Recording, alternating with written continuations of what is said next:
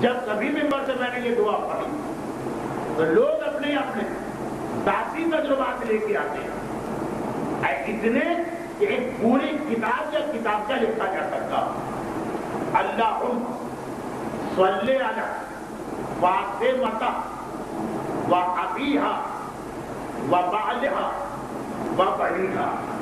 حدیث کسا کے الفاظ ذرا تبدیلی کے ساتھ، وہاں پر جن الفاظ پر پیش ہے یہاں پہ سے اللہم صلی علی فاطمہ و ابیہا و بعلہا و بنیہا و سر المستودع فیہا۔ بس یہ ٹکڑا ہے جس کا تعلق ہمارے زمانے کے امام عدد ما احاط بہ علم۔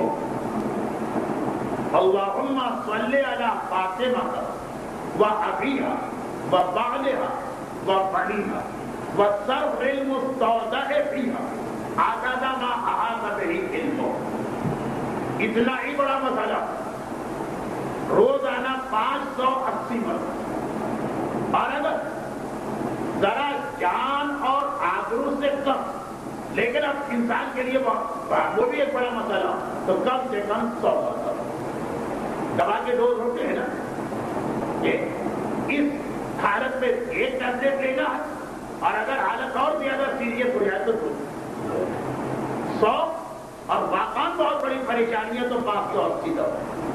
ہر ایام اعظم پاکستان سے باہر یہ دعا مجھے پڑھنا پڑتی، اس لیے کہ وہاں لوگوں کے مسائل یہاں سے بھی زیادہ عجیب، اور علماء اور ذاکرین تو چھوڑی، ہم جیسے طالب علموں سے بھی ان کو کہیں سال میں 1 مرتبہ ملاقات کا موقع ملتا۔